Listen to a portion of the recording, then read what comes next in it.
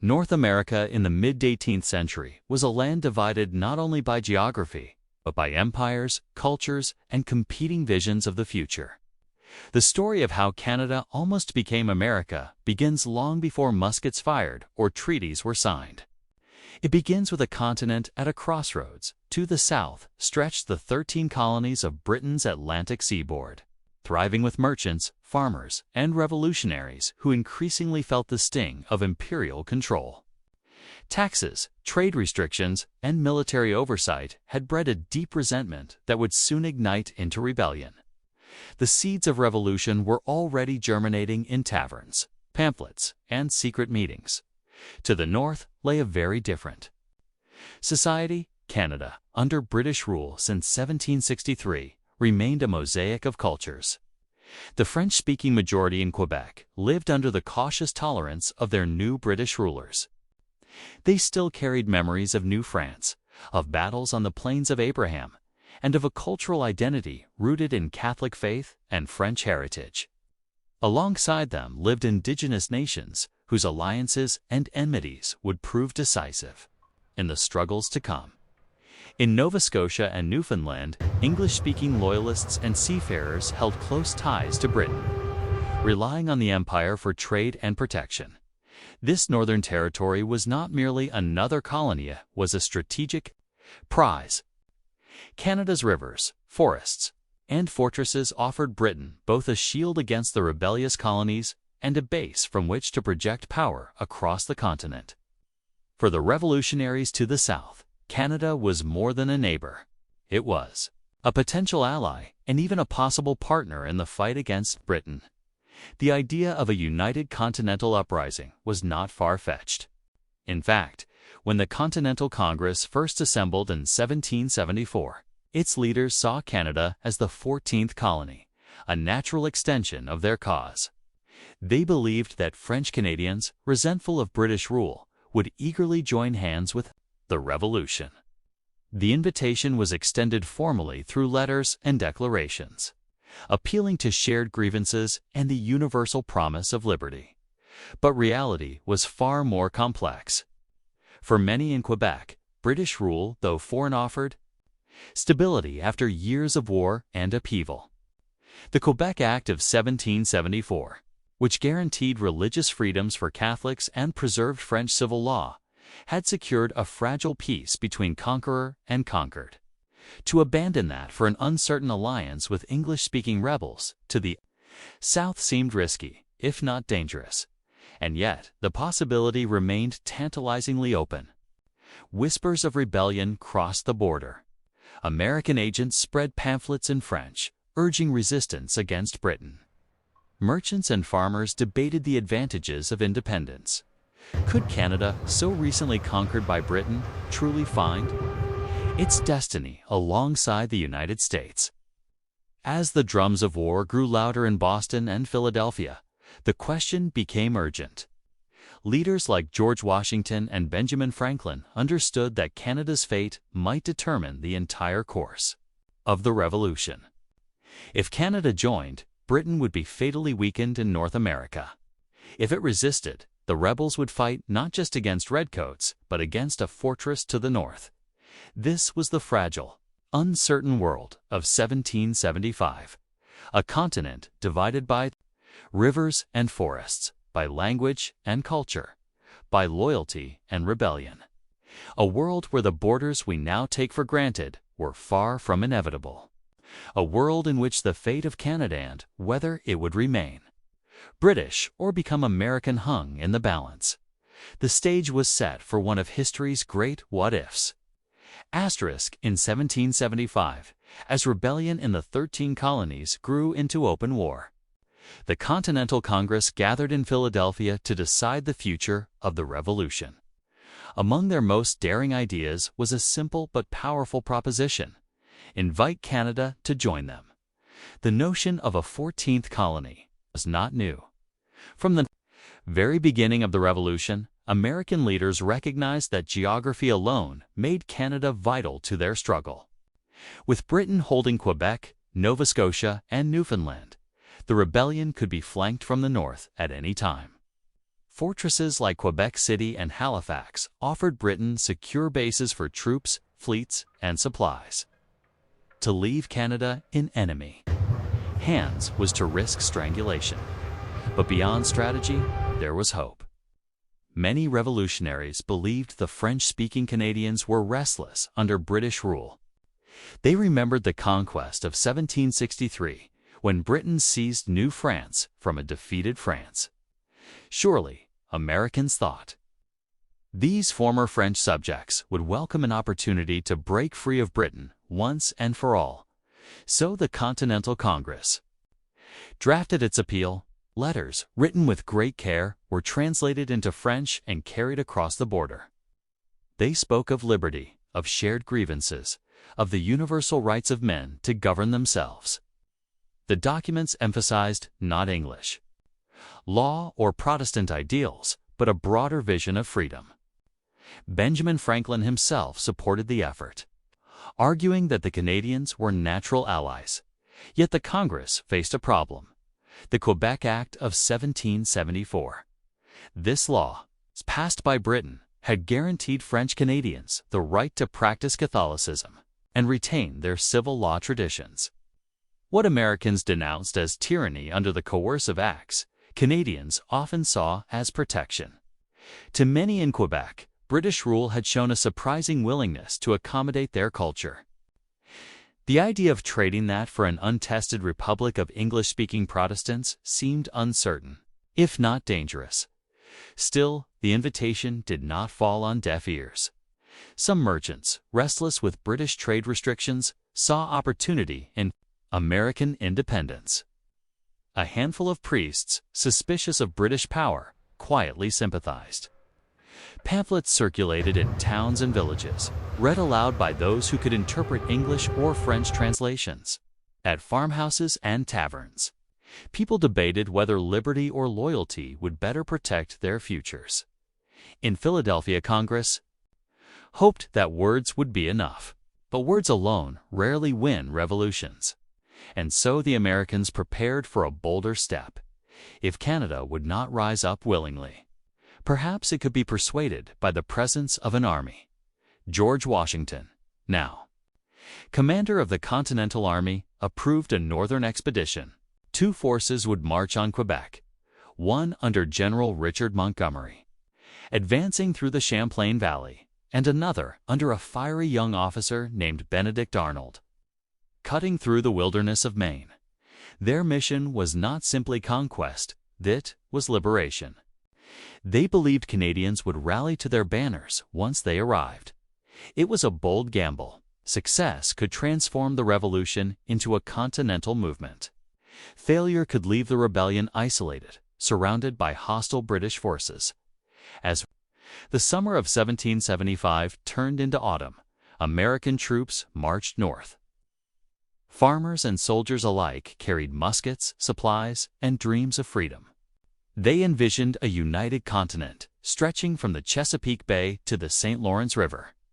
They believed Canada was only waiting for the spark that would ignite its own rebellion. But as events would soon reveal, the dream of Canada as the 14th colony was far more complicated than the revolutionaries imagined. The invitation had been extended. The army was on its way. The fate of Canada and its possible place in the United States was about to be decided on the icy fields before Quebec. By the fall of 1775, the Continental Army was preparing one of the boldest maneuvers of the Revolutionary War, the invasion of Quebec. The mission was clear, yet perilous: advance into harsh wilderness, face fortified cities, and persuade a foreign population to join the American cause. 2 armies set forth from separate points. General Richard Montgomery led a force from Fort Ticonderoga, moving southward along Lake Champlain, while Benedict Arnold's troops carved a path through dense Maine forests, struggling against cold, hunger, and disease. The terrain itself was an enemy. Rivers choked with ice, mud-soaked paths, and relentless winds tested every man's endurance. Soldiers trudged for days, often barefoot, their uniforms ragged and supplies scarce. Yet they carried with them a conviction that they were part of a larger historical momentum movement that could reshape the continent. Montgomery's forces advanced steadily, capturing Fort St. Jean and Fort Chambly along the way. Each victory bolstered morale and strengthened hope that the French Canadians would rise in support. Local villages offered limited aid, and some citizens listened eagerly to proclamations promising liberty, land, and protection of their customs. Arnold's march, however, was far more grueling. His troops navigated through the Maine wilderness, often building makeshift rafts to cross swollen rivers. Starvation and frostbite were constant threats. Yet Arnold pressed on, determined that the dual-pronged assault would converge on Quebec and deliver the city into American hands. By early December, the armies finally met outside Quebec City. The city, perched on high cliffs along the St. Lawrence River, was a formidable challenge. Its walls, bastions, and artillery made direct assault nearly impossible, while winter's grip froze the surrounding countryside. The Americans hoped that the population within would join them, but their expectations were soon met with harsh reality. The people of Quebec, largely loyal to the Crown, were wary. British troops, reinforced by Canadian militia, had fortified the city and prepared for the attack. Indigenous allies of the British, who understood the land far better than the Americans, provided crucial intelligence. The stage was set for a desperate and dramatic confrontation. On December 31, 1775, Montgomery's forces launched a daring assault. In the chaos of snow and gunfire, Montgomery was killed while attempting to breach the city gates. Benedict Arnold, wounded in leg and pride, retreated with his contingent after suffering heavy losses. The American forces, unprepared for the harsh winter and fierce defense, were forced to abandon the siege. The invasion ended in failure, marking a critical turning point in the Northern Campaign. The dream of Canada joining the Revolution as the 14th colony had been shattered, at least for the moment. For the Americans, it was a bitter lesson. Loyalty could not be assumed. Geography could not be ignored, and winter could be as deadly as any enemy army. Yet, even in defeat, the campaign left a mark. It exposed the strategic importance of Canada, demonstrated the courage and determination of American troops, and revealed the complexity of winning hearts and minds in a land divided by culture, language, and allegiance. The attempted invasion of Quebec would remain a defining episode in the Revolution, a moment when the fate of Canada and its possible inclusion in the United States hung in the balance. History would remember the boldness of the campaign, the sacrifices of those who marched northward into the unknown, and the critical fact that Canada, for now, remained British. The winter of 1775 was merciless. Snow fell thickly on the St. Lawrence River and blanketed the rocky cliffs surrounding Quebec City. For the American troops who had marched hundreds of miles from the southern colonies, the landscape itself was a brutal adversary. Cold gnawed at their bodies, hunger drained their strength, and the threat of frostbite loomed as constantly as the enemy. Yet the Continental Army pushed forward, driven by the vision of a united continent and the hope that Canadians would join their cause. On the night of December 31, 1775, General Richard Montgomery's forces attempted the boldest move of the campaign, a direct assault on the fortified walls of Quebec City. Cannon fire thundered across the icy landscape, illuminating the night with bursts of flame. Soldiers climbed wooden ladders, struggling against the slope of the cliffs, the snow making each step treacherous. Bullets zipped through the air, and the cries of the wounded echoed in the frozen night. Montgomery, resolute and charismatic, led from the front. His presence inspired his men, but it also made him a target. In the chaos of the assault, Montgomery was struck down and killed, a devastating blow to morale. Panic spread among the attacking forces who had already been weakened by disease, hunger, and the relentless cold. Benedict Arnold, commanding his division, fought valiantly, but faced his own struggles.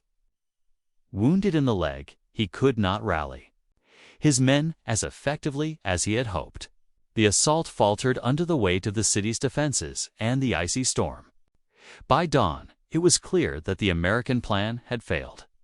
Retreat was inevitable. The aftermath of the failed assault was grim. Casualties were high, and the army was demoralized. Many soldiers contracted smallpox, scurvy, or frostbite. Supplies ran dangerously low, forcing desperate measures just to survive. Yet the most striking reality was the realization that the Canadians had not risen in support. Despite the American appeals and promises of freedom, the majority of Quebec's population remained loyal to the British Crown, wary of swapping one ruler for another uncertain regime. British forces, reinforced by Canadian militia and Indigenous allies, celebrated their successful defense. Quebec City remained in British hands, a bastion against the revolutionary forces from the south. The victory solidified Canada's position, at least temporarily, as a separate entity, distinct from the new ideas sweeping the American colonies. For the Americans, the failure was a sobering lesson. Strategy alone could not compel loyalty. Geography, culture, and politics were as decisive as any musket or cannon. They learned that northern ambitions required careful planning, strong supply lines, and a nuanced understanding of the people they hoped to influence. Despite the defeat, the campaign had lasting consequences. It demonstrated the audacity of the Continental Army, showcased the leadership of figures like Montgomery and Arnold, and emphasized the strategic importance of Canada in North American geopolitics. The northern border would remain a contested space for years, a reminder that the continent's destiny was far from predetermined. Canada had survived as a British stronghold, but the events of 1775 left an indelible mark. For Americans, the dream of a 14th colony had been deferred, but it was not entirely forgotten. The failure at Quebec City was both an ending and a beginning, pivotal moment that would influence the Revolutionary War and shape the future. Relationship between the United States and its northern neighbor.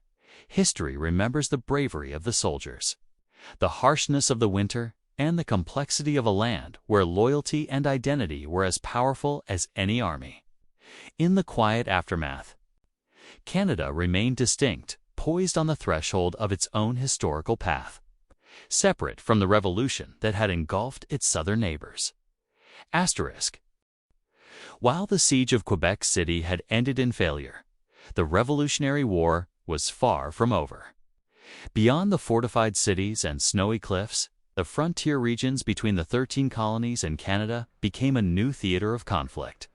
Here, dense forests, frozen rivers, and rugged terrain transformed the borderlands into a volatile zone where small-scale skirmishes could determine the fate of communities and entire campaigns. American rebels, though shaken by the northern defeat, sought to maintain pressure on British forces. They moved in small mobile units, conducting raids on supply lines and attempting to win support from sympathetic settlers. Their operations were risky. The vast wilderness offered few guarantees, and the line between friend and foe was often unclear. Many settlers in these regions were loyal to Britain, while others maintained neutrality, hoping to survive the chaos. On the British side, regular troops and Canadian militias coordinated with Indigenous allies to secure key passages and settlements. Indigenous nations, including the Iroquois Confederacy, played a decisive role in the borderlands. Their knowledge of the terrain, tracking skills, and combat tactics gave them an advantage over forces unfamiliar with the dense forests and snowbound rivers. Leaders like Joseph Brant and his warriors engaged in raids that disrupted American operations, reinforcing the British hold on the north. The frontier was not simply a battlefield. It was a landscape of competing cultures and loyalties.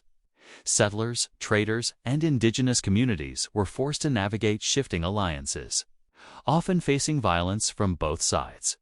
Farms were burned, villages attacked, and families displaced. The war blurred the lines between civilian and combatant, turning everyday survival into an act of strategy. Despite the hardships, American forces persisted. Raiding parties struck British outposts, captured supplies, and attempted to rally local inhabitants. But these efforts rarely achieved lasting control. The combination of loyalist militias, British regulars, and indigenous resistance made the northern frontier an almost impossible region to conquer. Each skirmish reinforced a central truth. Canada's northern territories were far more resilient to American influence than the revolutionaries had anticipated. These clashes also underscored a broader theme of the war. Alliances mattered as much as firepower. Indigenous nations aligned with the British for both strategic and cultural reasons demonstrated their decisive role in shaping outcomes. Without their knowledge and support, British positions would have been far more vulnerable. The frontier became a testing ground where diplomacy, loyalty, and military skill intersected in ways that would influence the Revolutionary War and the relationship between the United States and Canada for generations. By the spring of 1776, the borderlands had become a proving ground for both sides. The Americans learned the limits of their northern ambitions, while the British and their allies reinforced their control. The idea of Canada as the 14th colony seemed increasingly remote, but the vision of a united continent still lingered. In the minds of revolutionaries, the fires of skirmishes, both literal and metaphorical, illuminated the complex realities of the northern frontier. Geography, culture, and loyalty were forces as potent as any army. And while the cities remained under British control, the borderlands revealed the high stakes and human cost of the struggle for control. A reminder that the path to nationhood was rarely straight or simple. Even as battles flared and villages burned, one thing was clear: the northern border would remain a defining space for both emerging nations. A landscape where ambition, resistance, and survival collided in the unfolding drama of history. The Revolutionary War officially ended in 1783 with the signing of the Treaty of Paris, a moment that confirmed the independence of the United States and reshaped the geopolitical landscape of North America. The document, painstakingly negotiated by American, British, and French diplomats, formalized the borders, established new trade rights, and recognized the sovereignty of a fledgling nation. For the leaders of the 13 colonies, it was a moment of triumph. After years of struggle, the dream of independence had been realized. Yet, despite victories on many battlefields, the northern ambition to incorporate Canada as the 14th colony had failed. The American Revolution had exposed the limits of military power and the complexities of political alliances. The cities of Quebec and Montreal remained firmly under British control, their populations largely loyal to the Crown. The treaty acknowledged these realities. Boundaries were drawn along natural features such as the Great Lakes and the St. Lawrence River, delineating the United States from British North America. These borders were not just lines on a map. They represented a recognition of cultural, political, and military realities that had emerged over 8 years of war. The American vision of expansion northward had collided with resistance to overcome. British negotiators had several motivations for maintaining control over Canada. Beyond the immediate military and political concerns, Canada's strategic location offered protection against further rebellion. Loyalist settlements provided a buffer zone, and indigenous alliances reinforced British influence. Maintaining Canada under British rule ensured a measure of stability in a continent still roiling with revolutionary fervor. For the United States, the Treaty of Paris was a mix of achievement and limitation. Independence had been secured, trade rights were established, and national sovereignty affirmed. Yet the failed northern ambitions remained a lesson in the limits of power. Geography, loyalty, and the presence of organized resistance, both indigenous and colonial meant that some dreams would remain unrealized. The vision of a continent entirely under American control had been tempered by reality. The treaty also set the stage for future relations between the United States and Canada.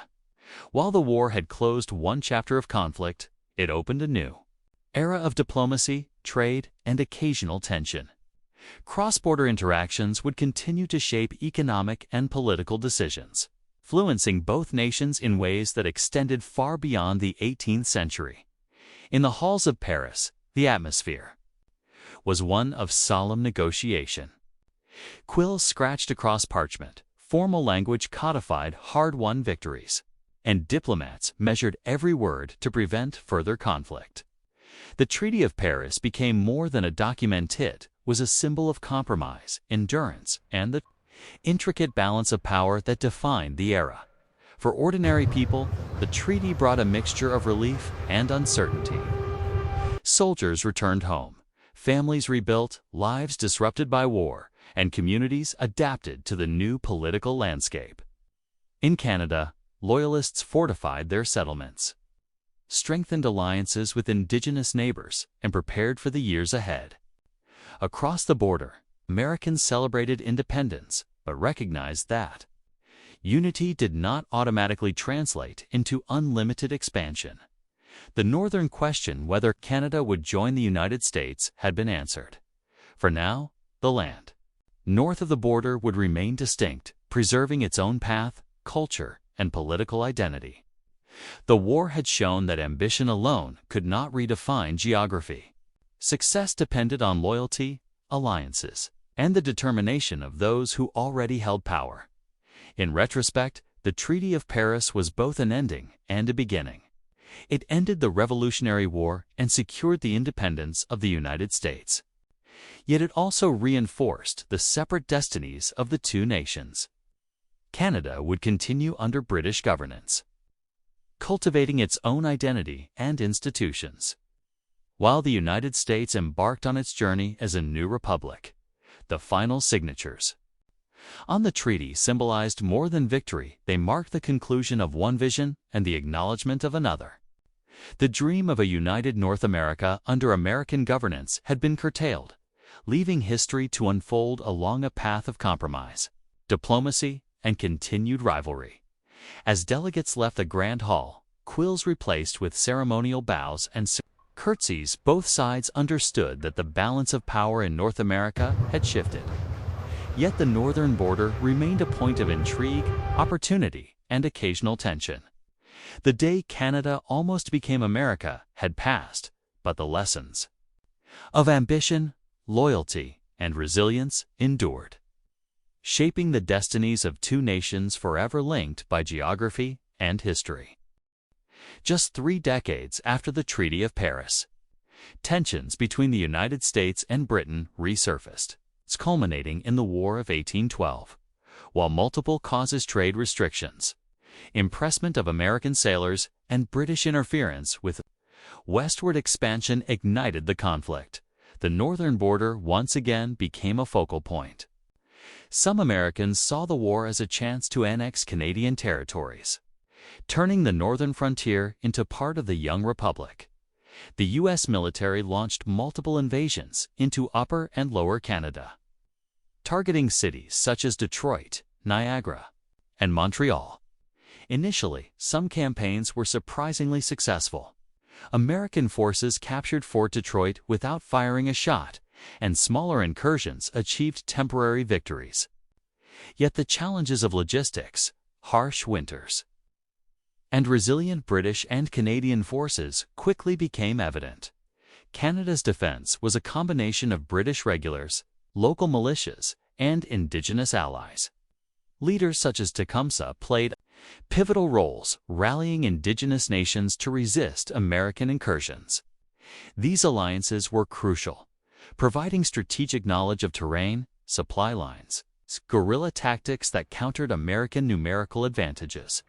Despite early optimism, American ambitions to permanently annex Canada faced repeated setbacks. Battles such as Queenston Heights, 1812, and Stony Creek, 1813, showcased the difficulty of subduing well-prepared forces. Every temporary success in Canadian territory was met with counterattacks that pushed the invaders back across the border. The war also exposed internal divisions within the United States. Some regions, particularly New England, opposed the conflict, fearing economic disruption and loss of trade. These political rifts weakened coordination and limited the federal government's ability to sustain prolonged campaigns. Meanwhile, Canadians and British forces were unified by a shared goal: defending the Northern Territories and maintaining British sovereignty. Naval battles on the Great Lakes were another critical element. Control of waterways determined the movement of troops and supplies, influencing the outcomes of several engagements. American victories, such as Lake Erie under Oliver Hazard Perry, provided short-lived strategic advantages. Yet they were insufficient to secure permanent control over Canadian territory. By 1814, the war had become a stalemate. Neither side could achieve decisive dominance, and both were exhausted by years of fighting. The Treaty of Ghent, signed in December 1814, restored pre-war boundaries without ceding Canadian territory to the United States. While the treaty officially ended hostilities, the ambition to incorporate Canada remained unrealized, reinforcing the lesson that geography, alliances, and local resistance could block expansion even in the face of determined military campaigns. The War of 1812 had lasting effects on the relationship between the United States and Canada. National identities solidified. Americans celebrated their resilience, while Canadians, alongside British forces and Indigenous allies, took pride in defending their lands. Cross-border interactions became more regulated, and diplomacy, slowly, replaced military ambition as the primary tool for resolving disputes. For Americans, the Northern Dream had failed once again. Ambitions to absorb Canadian territory confronted the limits of military power and political will. Yet these efforts also laid the foundation for future cooperation and trade. As both nations recognized the value of stable borders, the war underscored the importance of alliances, strategy, and understanding local conditions in any attempt at expansion. Meanwhile, Indigenous nations suffered profound consequences. Tecumseh's Confederacy collapsed after his death at the Battle of the Thames, leaving Indigenous allies vulnerable to future American expansion.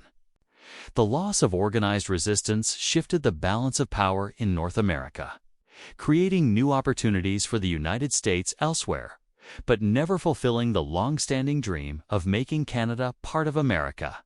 In the aftermath, Canadians celebrated their survival, fortifying their towns, building militias, and maintaining loyalty to Britain. The sense of identity and unity forged during the War of 1812 would influence Canada's eventual path toward independence and self-governance. Differentiating it clearly from the United States, the War of 1812 demonstrated a recurring theme. The northern border was not easily crossed, even with multiple invasions, superior numbers at times, and brief victories.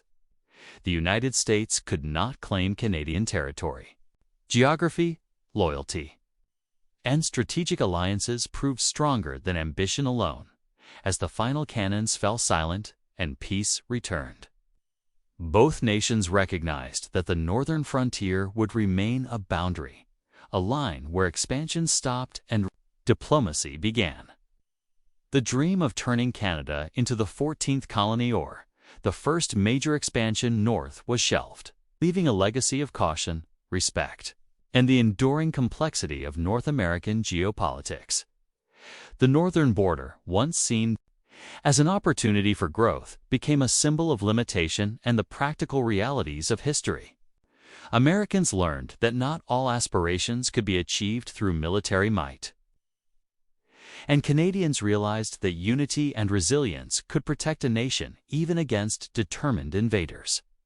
The War of 1812, like the Treaty of Paris decades earlier, confirmed that Canada would not become part of America, at least not by force.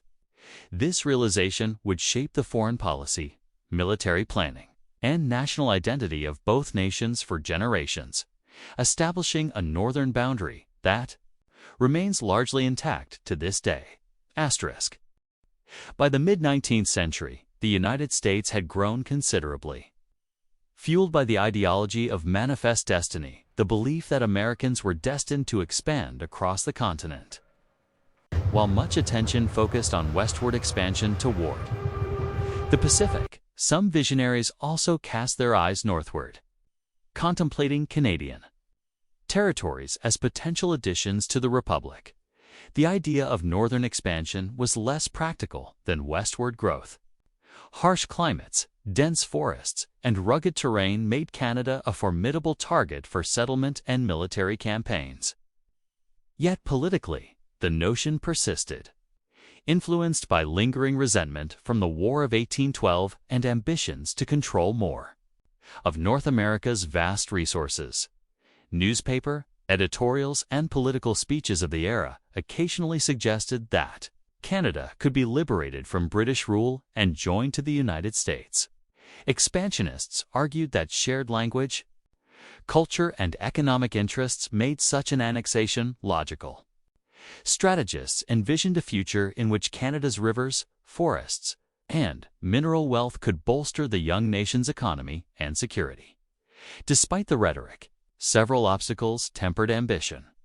The British Empire remained a global superpower, capable of defending Canadian territory with both military might and diplomatic leverage.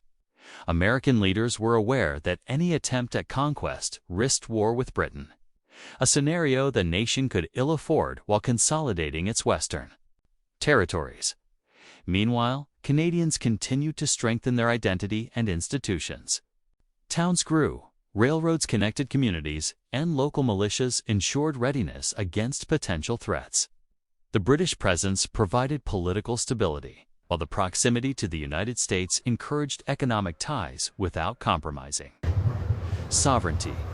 During this period, diplomatic efforts became the preferred tool for addressing border issues. Treaties such as the Webster-Ashburton Treaty of 1842 resolved disputes over the northeastern boundary, Maine and New Brunswick, and reinforced the principle that peaceful negotiation could replace armed conflict. This marked a shift in northern ambitions instead of conquest. Americans increasingly recognized the value of clear borders, trade, and mutual cooperation. Nonetheless, some Americans continued to dream. Military officers and expansionist politicians occasionally proposed plans for northern campaigns or encouraged settlers to migrate close to the border, believing that population pressure could eventually tip the balance. While these ideas remained mostly theoretical, they kept alive the notion that Canada might one day join the United States. The growing network of railroads and canals in the United States and Canada also influenced strategic thinking. Expansionists considered the logistical challenges of moving troops and supplies into Canadian territory, weighing the difficulties of winter campaigns, river crossings, and forested terrain. These practical considerations reinforce the lesson that northern ambitions were more dangerous and complicated than southern or western expansion. By the late 19th century, the dream of absorbing Canada had largely faded from mainstream American policy. The focus shifted to Latin America, the Pacific, and global trade opportunities, areas where expansion could occur with less risk of direct conflict with a major European power. Canada remained a neighboring nation, a partner in commerce, and occasionally a friendly rival, but no longer a serious candidate for annexation. However, the northern border continued to shape American strategic thought. Military planners considered potential vulnerabilities, while trade and immigration policies reflected the shared border's significance. Americans understood that maintaining peaceful relations with Canada and Britain was essential for stability and growth. For Canadians, this era reinforced the importance of national identity and self-determination. Community organization. Local governance and alliances with Britain solidified their ability to resist external pressures. Cultural institutions, newspapers, and educational systems promoted a distinctly Canadian perspective, helping citizens understand that their future was separate from American ambitions. By the turn of the 20th century, the dream of Canada becoming part of America was firmly relegated to history books, speculative essays, and political thought experiments. Yet its influence lingered in diplomacy, cross-border relations, and shared economic interests. The northern boundary, once seen as a potential frontier for conquest, had become a stable line where cooperation and negotiation replaced ambition and conflict. In retrospect, the 19th century demonstrated that geography, politics, and international power could limit even the most ambitious expansionist dreams. While Americans pursued manifest destiny across the continent, Canada remained beyond reach, proof that some borders are defined not only by treaties but by practicality, loyalty, and shared determination. Ultimately, the Northern Question shaped both nations. Americans learned that expansion has limits, while Canadians discovered the strength of unity and diplomacy. The border became a lesson in restraint, negotiation, and the enduring complexity of North American history, a line that would influence policies, identity, and interactions for generations to come. As the 20th century dawned, the question of Canada becoming part of the United States had receded into history, replaced by far more pressing global conflicts. World War I and World War II drew the two nations together as allies, reshaping their relationship from one of hypothetical conquest to practical cooperation. During World War I, Canadian forces distinguished themselves on the European front, earning a reputation for courage and resilience. Battles such as Vimy Ridge in 1917 highlighted Canadian strategic skill and national pride. Meanwhile, the United States initially maintained neutrality before entering the war in 1917. Canadian victories and sacrifices were widely reported in American newspapers, fostering admiration and respect rather than territorial ambitions. The war also forged deeper economic ties.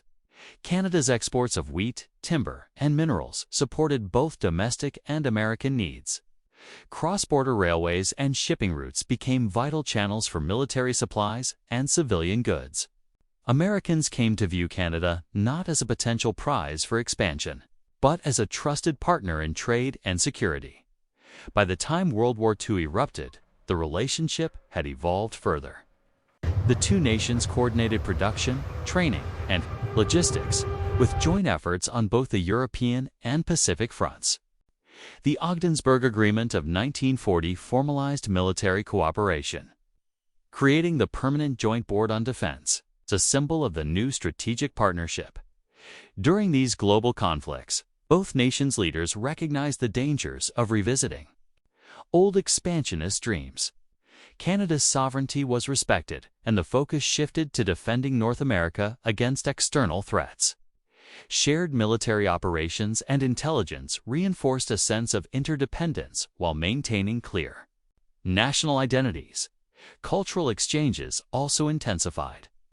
Canadians and Americans worked, studied, and lived across the border more than ever before, fostering understanding and camaraderie. Radio broadcasts, films, and newsreels highlighted joint efforts, reinforcing the idea that the two nations were allies rather than competitors. The world wars proved decisive in ending any lingering ideas of annexation. Canada's sacrifices on the battlefield, its growing autonomy within the British Commonwealth, and the United States' respect for its ally ensured that the northern neighbor would remain separate, yet closely connected. This period also laid the foundation for modern North American security agreements, including post-war initiatives like NATO.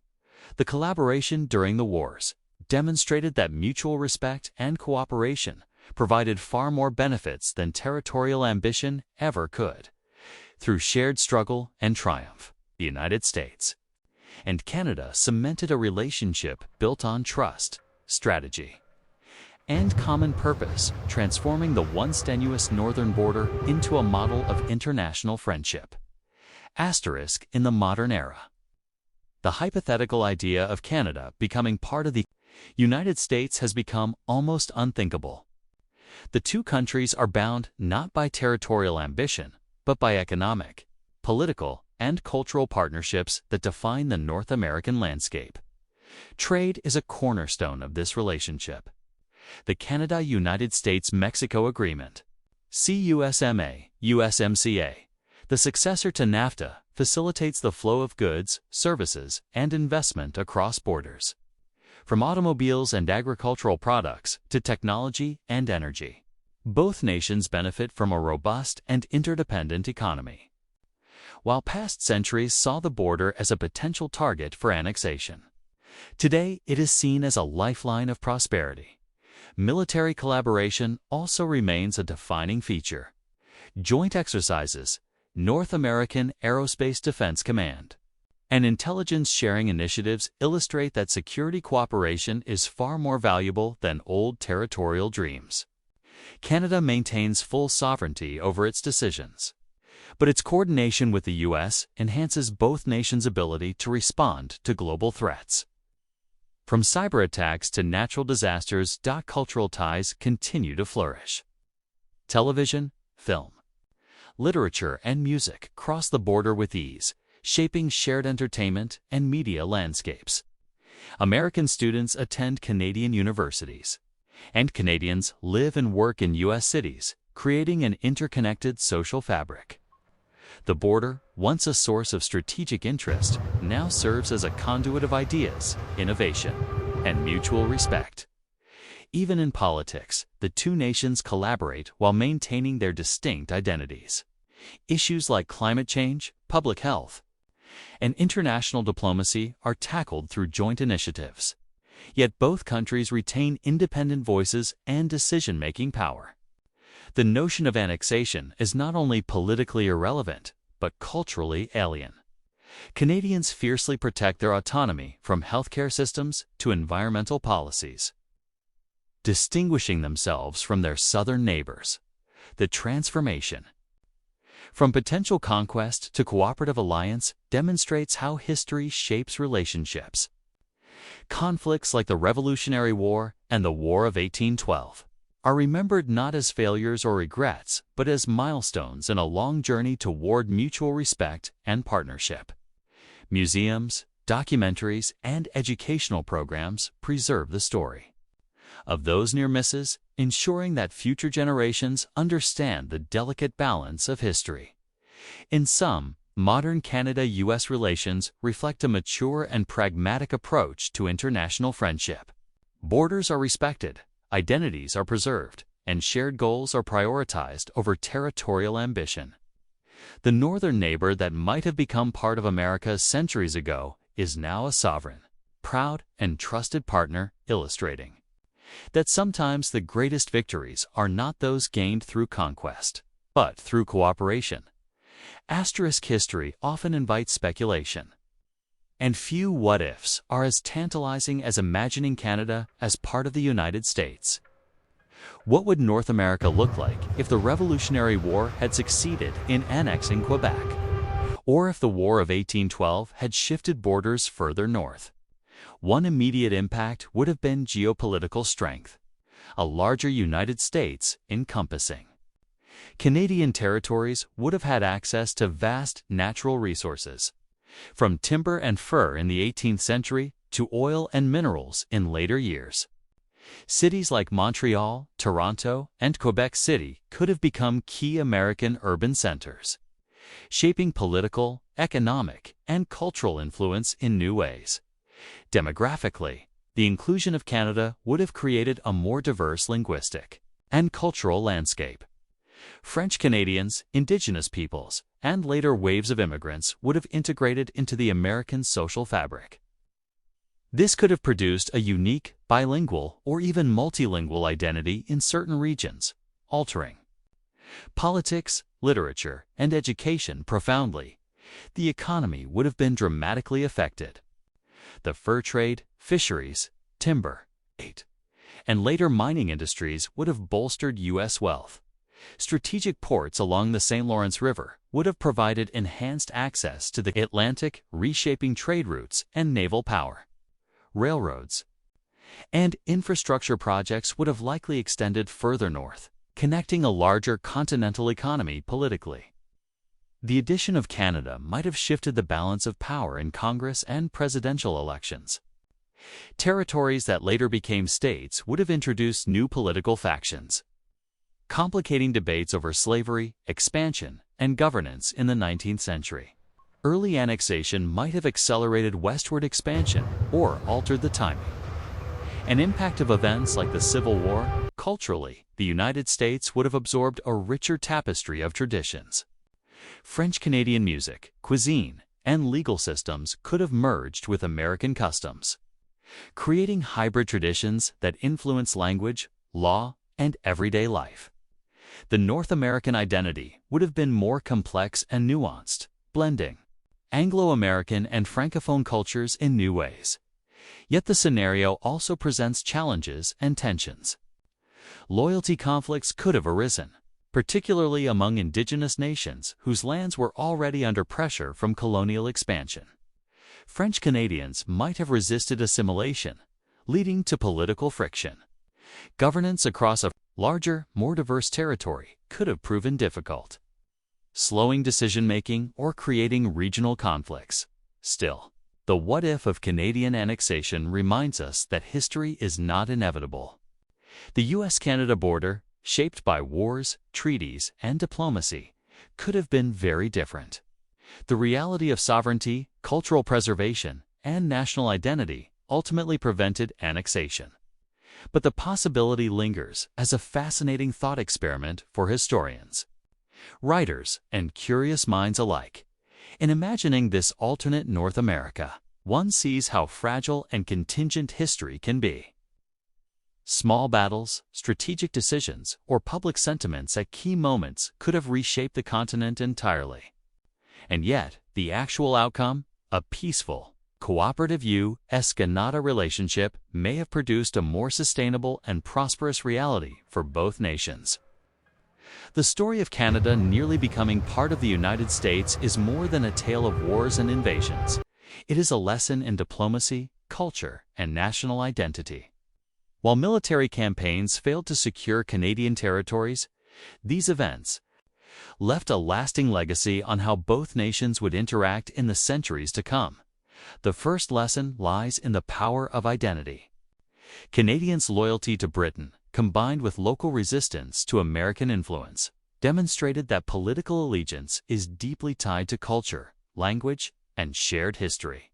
Attempts to annex Canada failed largely because the local population did not see themselves as part of the revolutionary experiment or the expansionist ambitions of the United States. This contrasts with the U.S., where revolutionary zeal and anti-British sentiment fueled independence and territorial ambitions. The second lesson is strategic geography. Canada's vast landscapes, rivers, and harsh winters proved formidable obstacles to American armies. In 1775, the Continental Army's failed invasion of Quebec highlighted the dangers of underestimating terrain and climate. Similarly, during the War of 1812, American forces struggled with logistics and supply lines across unfamiliar northern territories. These campaigns reinforced the understanding that natural barriers can protect nations and shape history as much as political will or military might. Thirdly, diplomacy and compromise emerge as key takeaways. After repeated conflicts, the two nations gradually moved toward peaceful coexistence. Treaties such as the Treaty of Paris 1783 and the Treaty of Ghent 1814 established clear boundaries and mechanisms for resolving disputes. Over time, Canada and the U.S. cultivated a relationship based on trade, shared security interests, and mutual respect.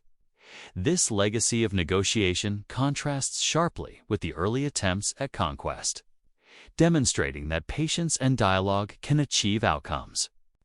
That war cannot dot the near annexation also influenced American expansionist thinking.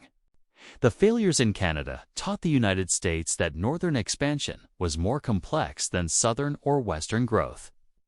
Consequently, attention shifted to territories like Louisiana, Florida, and the western frontier.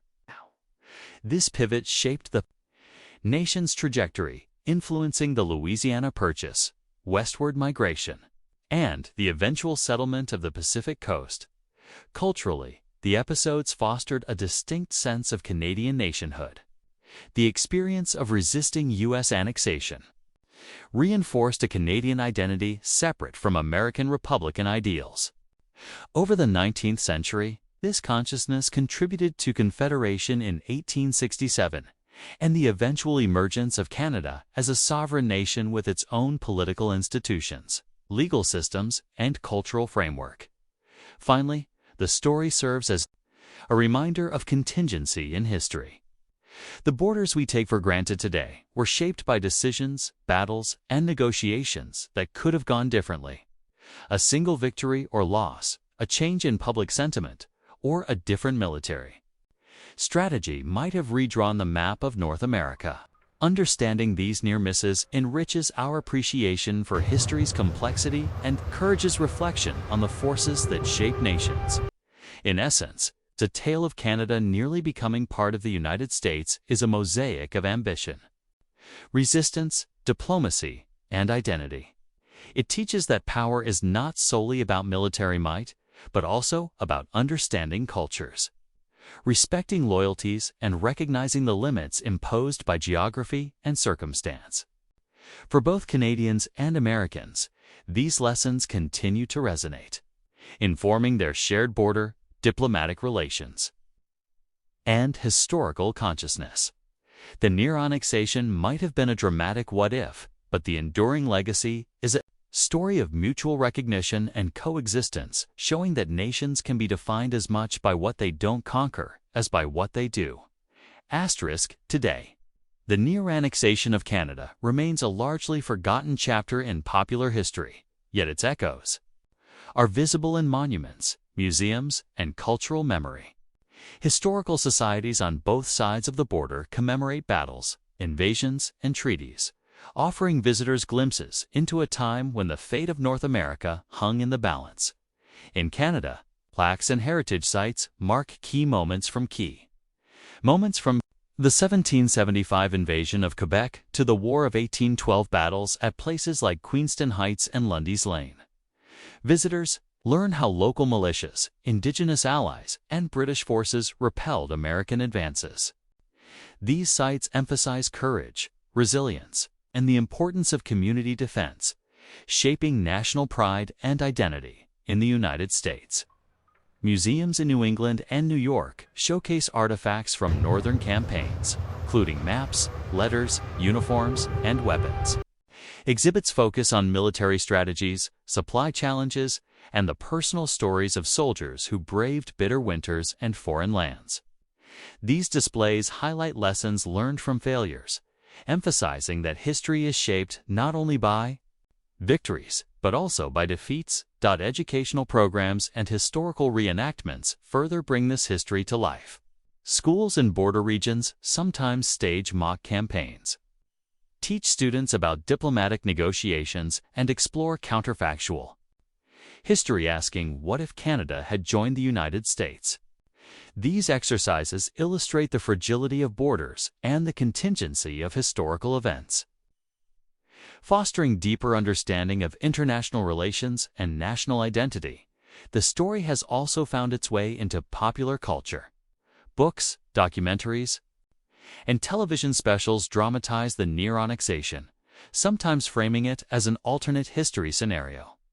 While dramatized versions may exaggerate or simplify events, they spark curiosity, prompting viewers to explore the factual history behind the what-if. Moreover, the modern U.S.-Canada relationship is shaped by the legacy of these historical near misses. Today, the two nations enjoy the world's longest undefended border, extensive trade partnerships, and shared environmental and security agreements. Lessons from past conflicts: the importance of negotiation, respect for sovereignty, and collaboration inform contemporary policies and joint initiatives. Public awareness campaigns often highlight this shared history as a foundation for friendship rather than conflict. For example, annual commemorations of the War of 1812 and bicentennial events underscore cooperation and reconciliation. Indigenous contributions to defending territories are increasingly recognized, offering a more complete picture of the forces that shape the borderlands. On a cultural level, the story encourages reflection on national identity. Canadians celebrate the resilience and uniqueness of their society, while Americans recognize the limits of expansion and the importance of respecting neighbors. The near annexation narrative becomes a bridge, a story that connects the two nations while honoring their differences. Finally, historical tourism along the border has grown, with trails, guided tours, and interactive exhibits attracting scholars, students, and casual visitors. These initiatives transform history into a tangible experience, allowing people to walk the lands where pivotal events occurred, to see the terrain that shaped campaigns, and to understand the stakes of past conflicts. In conclusion, modern reflections and commemorations of the near annexation of Canada reveal how history continues to influence identity, diplomacy, and cultural memory. They demonstrate that even failed campaigns leave enduring legacies, shaping the way nations see themselves and each other. For both Canadians and Americans, these events are a reminder that borders are not just lines on a map, but living narratives of struggle, negotiation, and coexistence. The story of Canada nearly becoming part of the United States is not just about battles, maps, and treaties.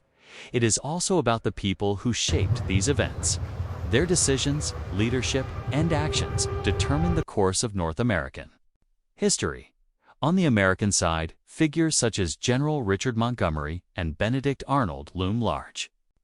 Montgomery's daring campaign to capture Quebec in 1775, despite its ultimate failure, demonstrated both ambition and bold military strategy.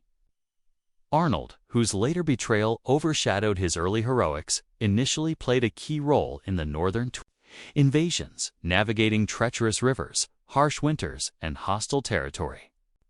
Their personal courage and the hardships they endured are memorialized in letters, diaries, and military records. Canadian resistance was equally defined by leadership. Colonel Guy Carleton, the British governor of Quebec, organized defense efforts that repelled American invasions.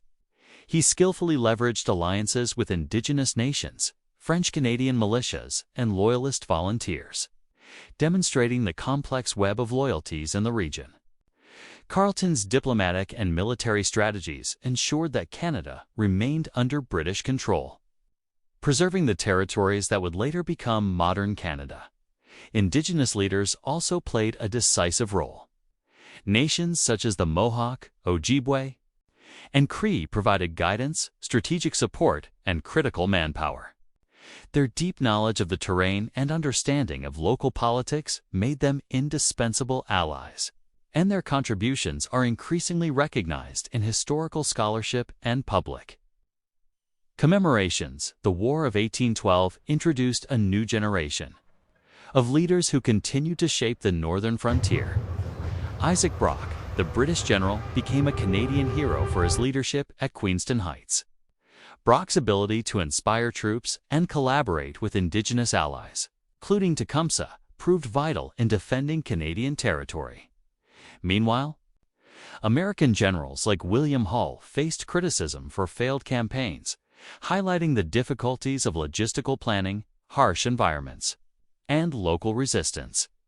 These figures, though separated by decades and conflicts, collectively influenced the trajectory of North American history.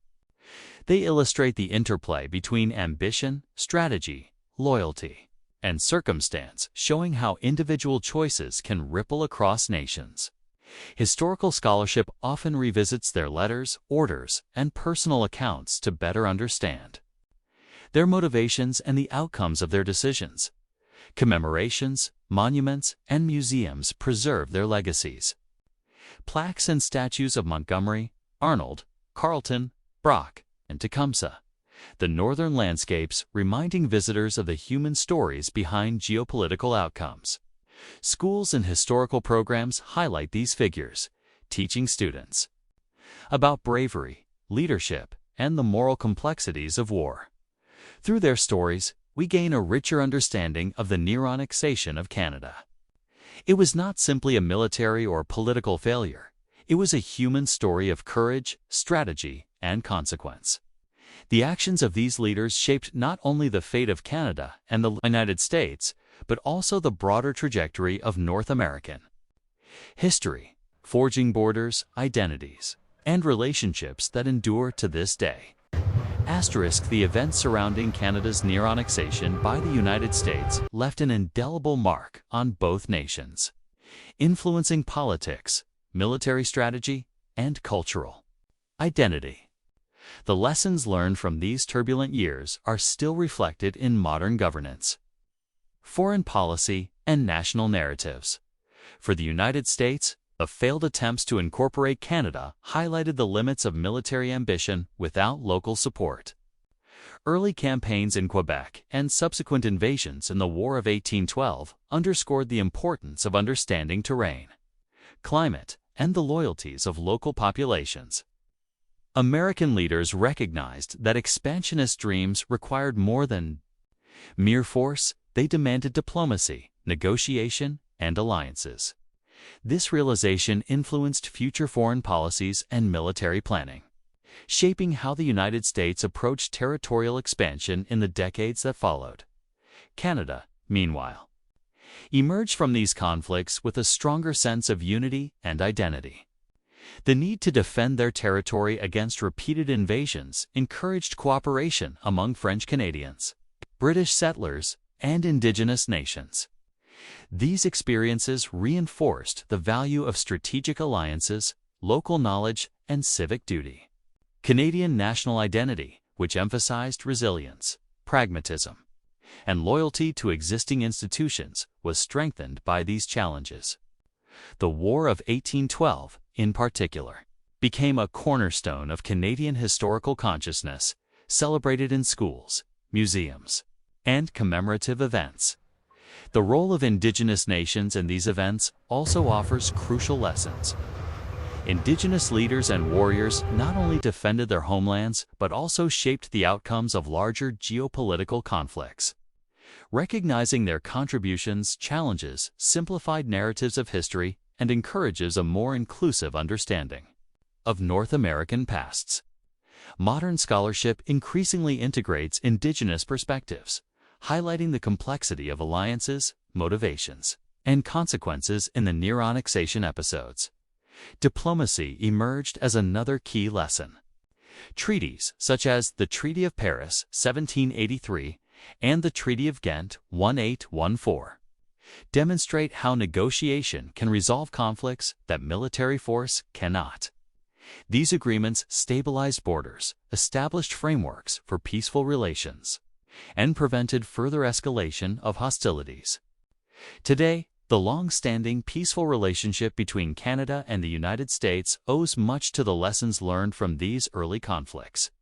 Culturally, the near annexation also influenced literature, folklore, and public memory.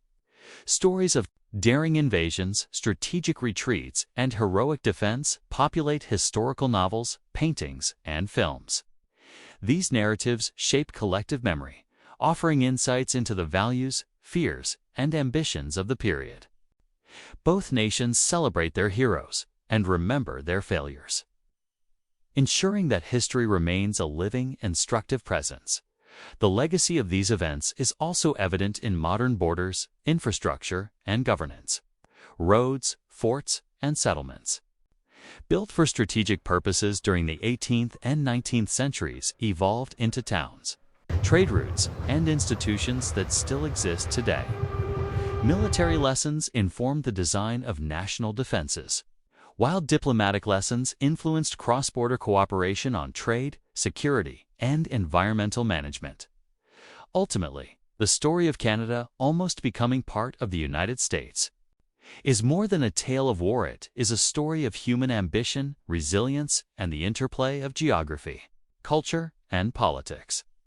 The lessons learned continue to inform how nations navigate expansion, defense, diplomacy, and identity.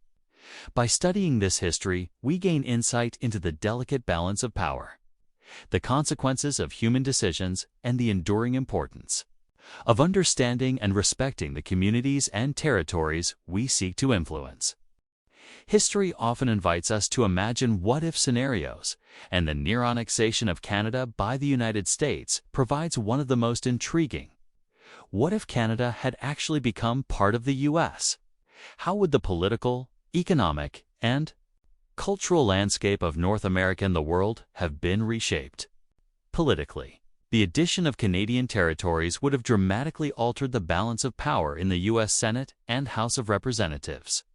New states carved from Quebec, Ontario, and the Maritime provinces would have introduced fresh voices into federal governance, likely reshaping debates over trade, foreign policy, and national security. The issue of slavery in the 19th century, already a central source of division, could have been complicated by the addition of vast northern territories where slavery had little traction. This might have influenced the timeline or even the nature of the American Civil War. Economically, the incorporation of Canadian lands would have provided immediate access to vast natural resources, forests, minerals, fisheries, and fertile farmland. Industries like fur trading, timber, and later mining could have integrated into American markets decades earlier, potentially accelerating industrialization. Major cities such as Montreal, Toronto, and Vancouver might have emerged as significant economic powerhouses within the U.S., competing alongside New York, Chicago, and Boston. Cross-border trade, infrastructure, and transportation networks would have developed differently, likely resulting in a more unified and expansive economy. Culturally, the merger would have presented both opportunities and challenges. French-speaking populations in Quebec and Indigenous nations throughout the North would have needed representation and recognition within American society. The blending of traditions, languages, and legal systems might have created a uniquely diverse national identity, but tensions could also have arisen over governance, cultural preservation, and regional autonomy. Education, media, and cultural institutions would have needed to adapt to a broader and more multilingual population. Military strategy and national defense would have been affected as well. With an extended northern border, the United States would have had to invest heavily in fortifications, garrisons, and transportation routes to secure these territories. The U.S. military might have faced more complex challenges in later conflicts, including the World Wars, as northern resources and logistics became integral to national strategy. International relations would have also been transformed. A larger, more resource-rich U.S. could have wielded even greater influence in global affairs during the 19th and 20th centuries. Relations with Britain, which had maintained a strong presence in Canada, might have been tense for longer, potentially affecting trade, diplomacy, and even conflicts elsewhere in the British Empire. Likewise, border relations with Indigenous nations, many of whom had already formed strategic alliances in the War of 1812, could have led to prolonged negotiations or confrontations. The what-if scenario also invites reflection on modern implications. Today, North America might look very different. U.S. population distribution, urban development, political voting patterns, and even climate policy could all be reshaped by the inclusion of Canadian lands. Cultural symbols, sports leagues, and national holidays might reflect a richer blending of traditions from north to south. Yet, its alternate history also highlights what was ultimately preserved. Canada's separate identity allowed it to develop its own institutions, social policies, and cultural autonomy. The peaceful evolution of Canadian democracy, the maintenance of bilingualism, and the careful integration of Indigenous rights might not have been as robust under U.S. governance. The historical near annexation, therefore, serves as a reminder that some missed opportunities in history may have protected communities, cultures, and national identities. In exploring this hypothetical scenario, we see the fragility and contingency of history. Small decisions, failed invasions, or treaties signed in distant rooms can have enormous consequences. The story of Canada, almost becoming the United States, illustrates not only what happened, but also what could have been a complex, fascinating, and instructive lesson in the unpredictability of human affairs. As we move into the present, the near annexation of Canada by the United States remains a fascinating what-if in the story of North America. Today, both countries maintain a strong relationship, yet their distinct identities highlight how history unfolded differently than it might have. Politically, Canada and the United States operate as neighbors with shared interests but independent. Governance. The U.S. remains a superpower, while Canada has developed a unique political system emphasizing parliamentary democracy, healthcare policies, and multiculturalism. The balance of power, policy priorities, and citizen rights in each country reflect decades of separate evolution. Stark contrast to the hypothetical scenario in which Canada had been absorbed into the U.S. economically. The two nations are closely intertwined through trade, investment, and cross-border supply chains. The United States-Mexico-Canada Agreement, USMCA, exemplifies the cooperative framework that governs trade today. Had Canada become part of the United States in the 19th century, this economic interdependence might have been internalized rather than formalized through agreements, potentially accelerating industrialization but limiting Canada's economic autonomy and national policymaking. Culturally, the differences are even more apparent. Canada's bilingual and multicultural policies promote French and English as official languages, while Indigenous languages and heritage are increasingly recognized and preserved. The U.S., while diverse, reflects a different historical path of cultural integration and policy. The distinction between these two nations showcases how national identity can thrive when historical boundaries are maintained rather than consolidated. On the environmental front, Canada's vast natural resources, forests, freshwater, and Arctic territories remain crucial not only to its economy but also to global climate policy. As a separate nation, Canada has implemented strategies for conservation, energy production, and climate action that might have been harder to prioritize if it were part of a larger, industrialized United States.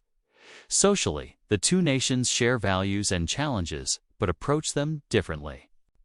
Healthcare, social services, and education policies vary, providing a case study in how governance shapes societal outcomes. For instance, Canada's universal healthcare system contrasts sharply with the U.S. model, illustrating the importance of national choices in shaping citizens' everyday lives. Internationally, Canada serves as a diplomatic and peacekeeping actor distinct from the U.S., while both countries work closely in NATO. Trade and global policy, Canada has maintained an independent voice in international affairs.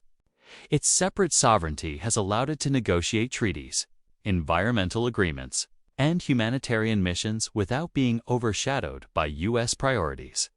In reflection, the story of Canada almost becoming part of the United States serves as a reminder of history's fragility and contingency. Borders, national identity, and policy decisions are shaped by a series of small choices and pivotal moments.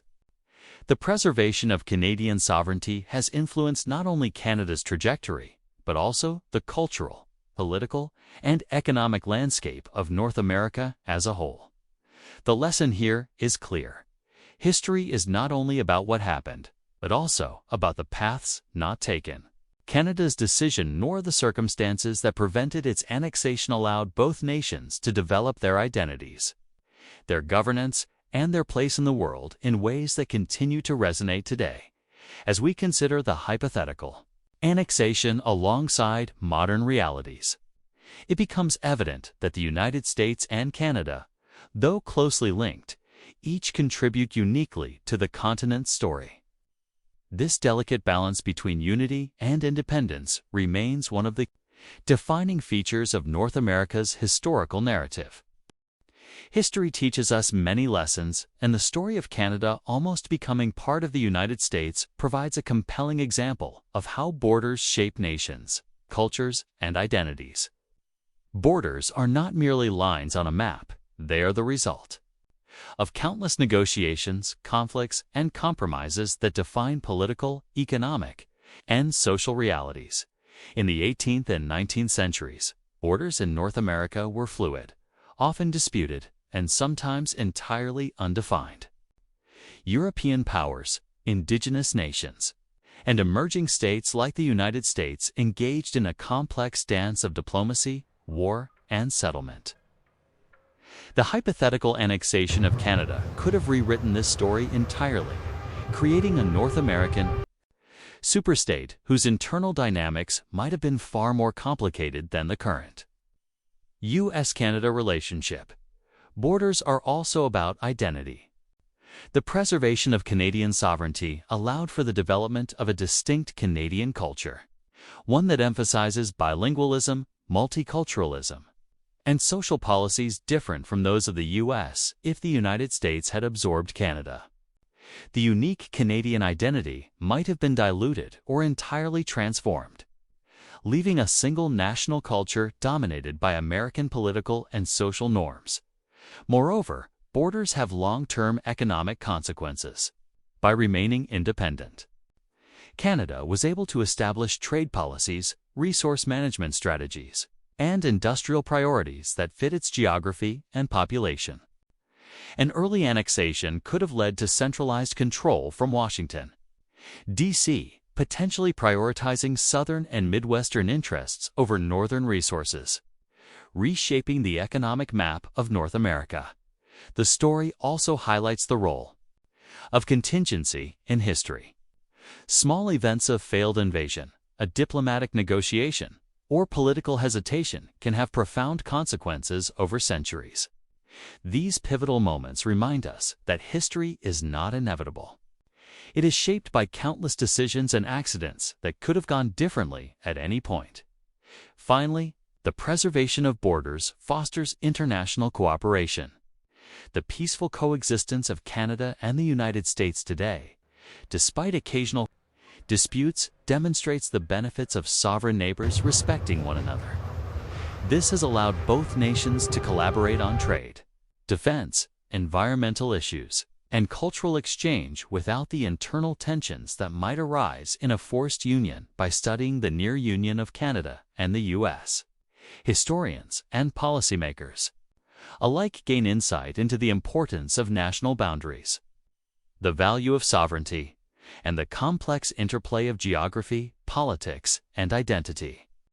These lessons remain relevant today as borders continue to influence global diplomacy, security, and cultural preservation in every corner of the world. In reflecting on this episode of North American history, it becomes clear that borders are not simply physical, they are symbolic, practical, and deeply influential in shaping the lives of citizens and the trajectory of nations. The story of Canada almost becoming America reminds us that the lines we draw on a map can determine the course of history for centuries to come. Asterisk. Alternate history allows us to imagine what could have been. Canada had become part of the United States in the late 18th or early 19th century. The North American continent, perhaps the world, would look very different today. Firstly, consider the geographic scale. Adding all of Canada to the United States would have dramatically expanded the country's territory, from the Atlantic to the Pacific, and stretching far into the Arctic. The new United States would have controlled nearly the entire northern half of the continent.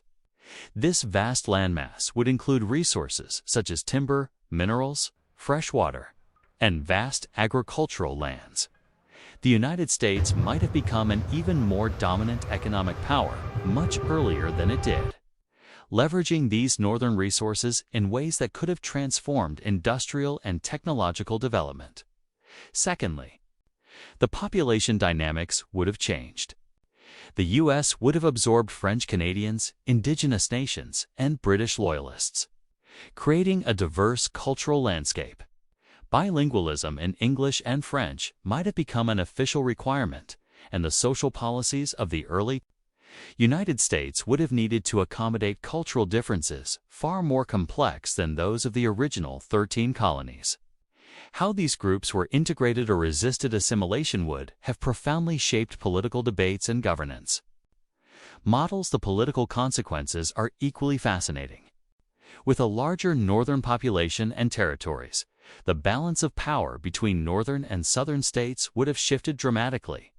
Debates over slavery, representation, and federal versus state authority could have taken entirely new forms. For example, during the Civil War, having Canada as part of the Union might have provided additional manpower and resources, potentially shortening the war or altering its outcomes. Conversely, the presence of a larger, culturally distinct northern population could have intensified internal political divisions, possibly leading to regional conflicts or new forms of governance. In foreign policy, a United States encompassing Canada would have had a much stronger position in global affairs. Control over Arctic territories, access to northern trade routes, and influence over northern resources could have positioned the U.S. as a global superpower even earlier. Relations with Britain, France, and later Russia might have been dramatically altered, with the balance of power in Europe and North America shifting in ways historians can only speculate about. Socially, this alternate United States would have faced challenges in integrating diverse populations. French-speaking Canadians, indigenous nations, and Loyalist descendants would have required legal, cultural, and economic accommodations. Education, law, and governance structures would need to evolve to handle this diversity, possibly creating a more decentralized federal system or even multilingual government. Institutions far earlier than in our timeline. Finally, imagine the cultural landscape. Sports, literature, music, cuisine, and traditions would blend American and Canadian influences in unprecedented ways. Cities like Montreal, Quebec City, and Toronto might be as politically and economically influential as New York, Boston, or Philadelphia. Iconic symbols of national identity, like the American flag, the maple leaf, or even the national anthem might merge, creating a hybrid culture that blends the best of both worlds, while also generating tension over identity and representation. And imagining this scenario, we see the delicate balance of historical events. One failed invasion, one successful negotiation. One decisive battle could have permanently altered the political, social, and economic trajectory of North America. While speculative, this thought experiment underscores the fragility of national borders and the extraordinary consequences of historical contingencies.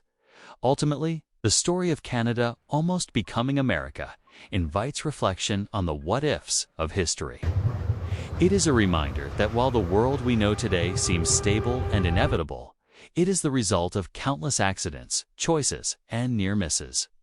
Understanding these near-historical events allows us to appreciate the complexity of the past and the profound impact of small moments that shape the nations we inhabit today. While history could have taken a different path, the actual relationship between the United States and Canada has been remarkably stable and cooperative. The shared border, the longest undefended border in the world, is a symbol of trust, diplomacy, and cultural exchange. The Treaty of 1818 and later agreements, like the Rush-Bagot Treaty of 1817, laid the foundation for a peaceful coexistence. Even as tensions remained during the War of 1812, these agreements limited military presence along the border and established clear rules for trade and navigation. Over time, these treaties fostered a unique cross-border culture of mutual respect, commerce, and tourism. Economically, the United States and Canada have developed one of the world's largest trading partnerships. Goods flow across the border daily, from natural resources like timber, oil, and minerals to manufactured products and technology.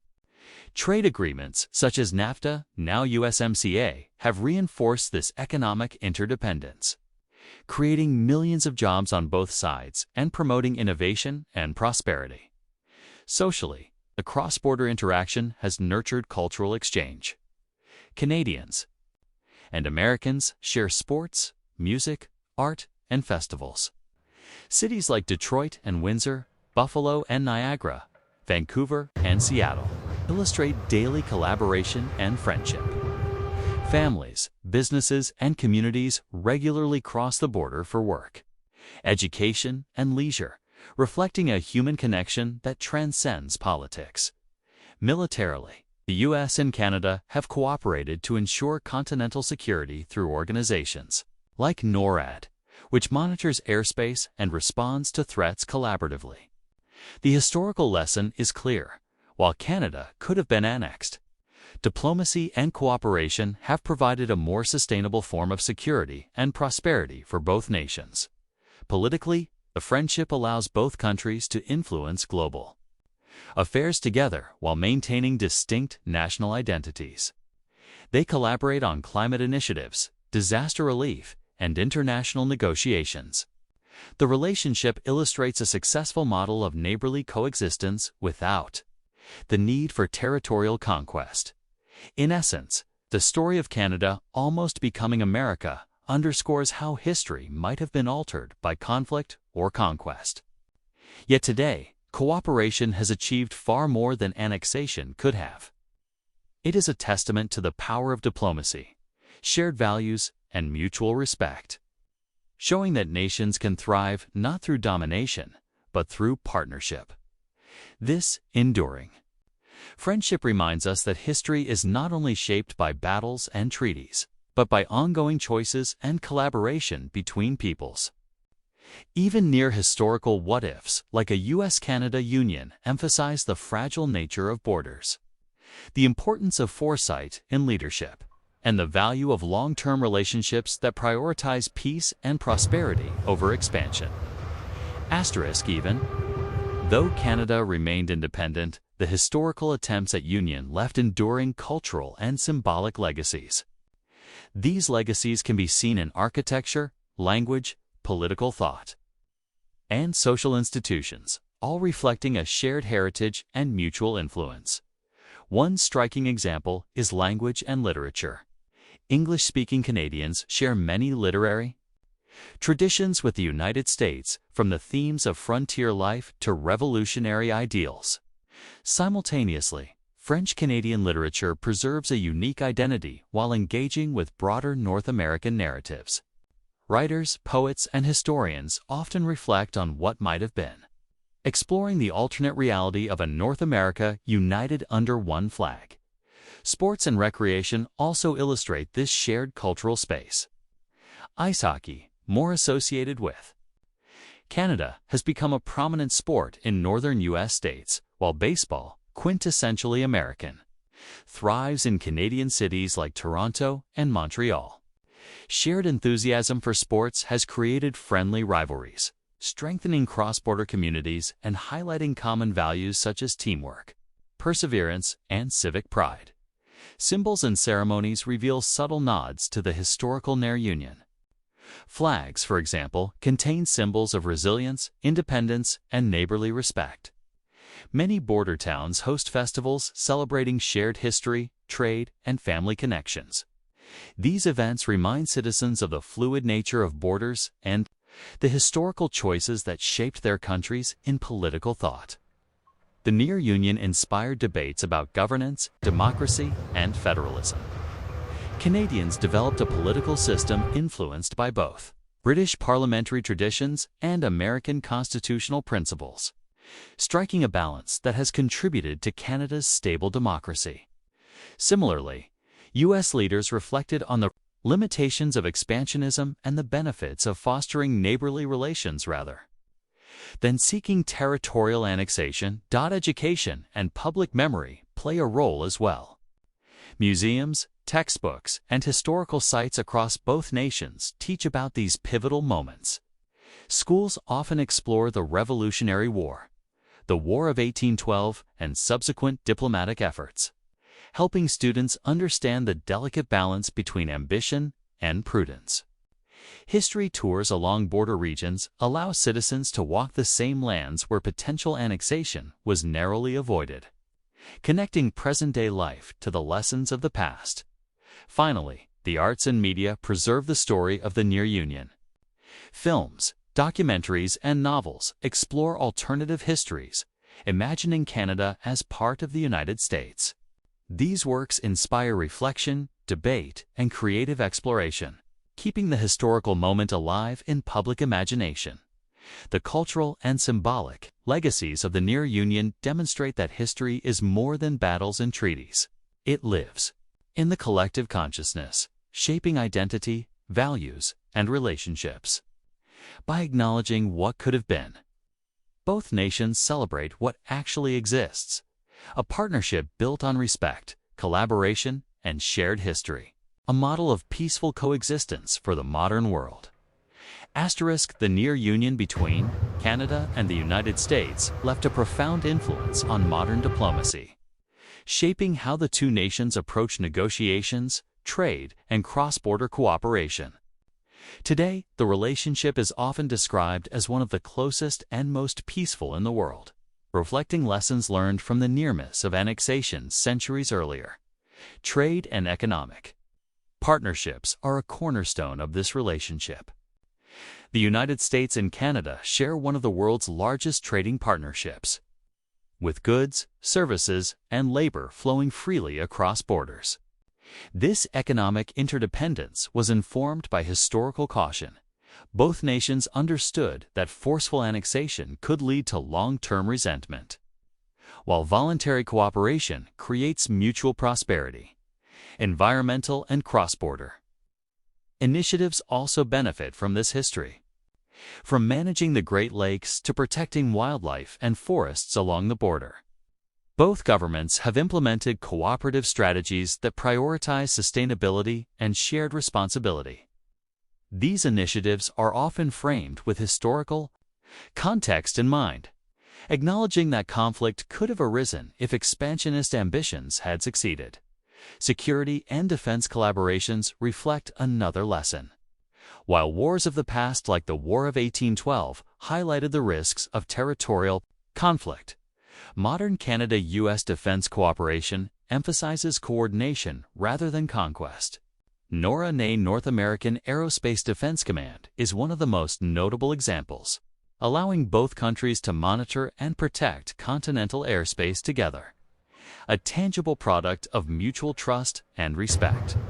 Cultural diplomacy continues to reinforce peaceful relations. Festivals, student exchanges, and artistic collaborations encourage citizens to appreciate shared heritage while celebrating differences. By fostering understanding at a personal and communal level, both nations avoid the tensions that might have arisen had annexation occurred forcibly. Lessons for future diplomacy are clear: respect for sovereignty, willingness to compromise, and recognition of mutual interests are far more effective than unilateral action. The near union is often cited in international relations courses as a case study in restraint and prudence, illustrating how potential expansionist conflicts can be resolved through dialogue rather than warfare. In summary, the near union left a lasting imprint on modern Canada-U.S. relations. While Canada never became part of the United States, the story informed a philosophy of partnership over domination, collaboration over coercion, and diplomacy over conflict. Today, the two nations exemplify how neighbors with complex histories can build enduring friendships and shared prosperity. The story of the near union between Canada and the United States is not just a tale of armies and diplomats. It is also a story of people living along the border, whose lives have been shaped by proximity, shared culture, and intertwined histories. In small towns stretching from Ontario to New England, communities have existed in close contact for centuries. Families on either side of the border often share surnames, traditions, and business connections, reflecting centuries of migration, trade, and cultural exchange. These communities, once on the potential fault line of annexation, have become living symbols of coexistence. Cross-border commerce plays a major role in daily life. Farmers, shopkeepers, and artisans engage in trade that echoes the economic ambitions of past centuries. Where armies once marched, now goods move peacefully produce. Crafts and services strengthening ties between neighbors. Markets along border towns often display signs in both English and French, serving as reminders of historical efforts to sway Canadian loyalty during revolutionary conflicts. Education and cultural exchange further unite these communities.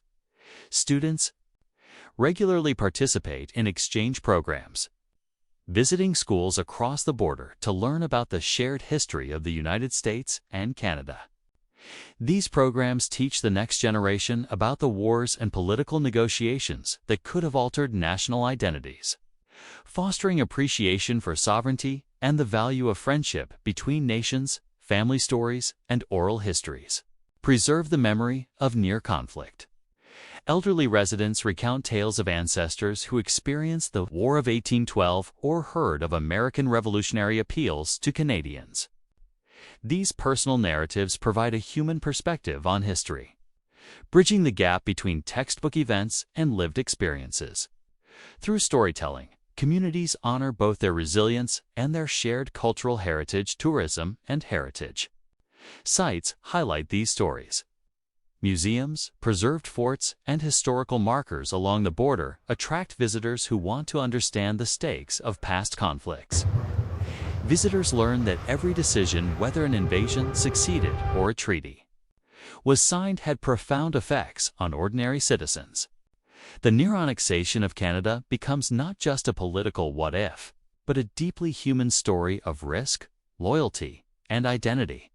In essence, the lives of those along the border reflect lessons from history that neighbors with complex pasts can foster peace, prosperity, and community through understanding and collaboration.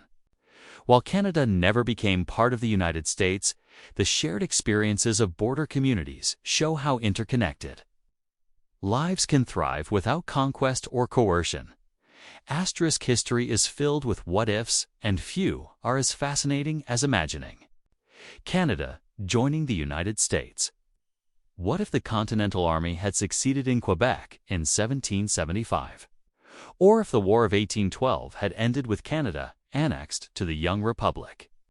Political impact. The addition of Canadian territories would have dramatically reshaped U.S. politics, with large French-speaking populations in Quebec and substantial Indigenous communities across the North.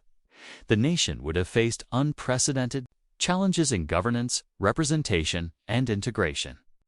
Early presidents would need to balance linguistic, cultural, and legal differences while preserving unity. Policies around trade, borders, and land claims would be far more complex, especially regarding British relations and Indigenous rights. Economic consequences.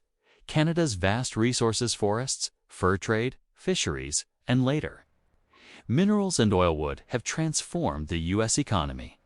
Industrial development might have accelerated in the North, with cities like Montreal and Toronto evolving into major American industrial hubs alongside Boston and New York.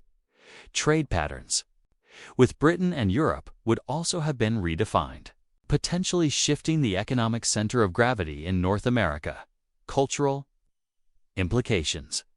The integration of Canadian French culture, traditions, and law would have created a multilingual, multicultural United States decades earlier than the modern era. Imagine bilingual legislatures, French-influenced architecture, and expanded cultural festivals shaping American identity. The coexistence of multiple languages and traditions could have enriched the nation while creating unique challenges for unity and communication. Military and geopolitical consequences. With Canada under American control, the U.S. would have possessed a stronger northern frontier. The British Empire's presence in North America would have diminished, potentially altering global diplomacy. U.S.-British relations might have evolved differently. perhaps reducing future conflicts like the War of 1812, more perhaps intensifying tensions as Britain sought to reclaim lost territories. Social dynamics, a larger population with diverse cultural backgrounds, could have influenced social movements. From abolition to women's suffrage, indigenous communities would face a different fate under American governance, potentially changing the history of treaties, displacement, and resistance. The nation's identity as a melting pot might have accelerated, blending Anglo-American, French-Canadian, and indigenous perspectives in ways historians can only speculate about. Ultimately, this alternate history underscores the fragile balance of events that shaped North America. Canada's decision or circumstances that kept it separate allowed both nations to develop distinct identities. Yet imagining a merged continent reveals how a single battle, a single treaty, or a single alliance could have rewritten the map, politics, and culture of the modern world. While the United States was solidifying its northern borders, Canada was slowly carving its own identity. By the mid-19th century, the idea of uniting the British North American colonies became a pressing goal. Economic needs, defense concerns, and the desire for political stability drove leaders toward confederation. Economic, motivations. Trade between colonies was inefficient due to fragmented policies and tariffs. The construction of railways, particularly the intercolonial railway, became a vital link connecting distant regions. Confederation promised a unified economic space, allowing goods, people, and capital to flow more freely across what would become modern Canada. Political negotiations. The British government supported Confederation as a way to reduce its administrative burden while keeping the colonies loyal. Delegates from Ontario, Quebec, New Brunswick, and Nova Scotia debated the terms of union carefully. Key issues included representation, language rights, and regional autonomy. These discussions produced the British North America Act of 1867. Creating the Dominion of Canada. Cultural significance. Canada's leaders sought a balance between English and French communities. Quebec retains language and civil law protections, ensuring French culture thrived within the new federation. Indigenous peoples, however, were largely marginalized in these negotiations, setting the stage for future struggles over land and rights. Military and strategic considerations. Having resisted U.S. annexation, Canadian leaders were acutely aware of the proximity of their powerful southern neighbor. Confederation provided a stronger, united front for defense, particularly during tensions such as the Fenian raids of the 1860s, when Irish-American militants attempted incursions into Canadian territory. The birth of a nation. On July 1, 1867, Canada officially became a dominion, uniting 4 provinces under a federal government while remaining part of the British Empire.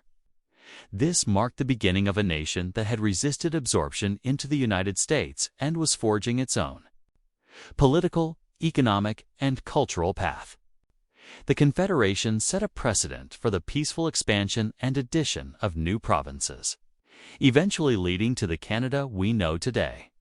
Canada's journey demonstrates how historical decisions resisting annexation, negotiating autonomy, and uniting under Confederation shaped a distinct national identity.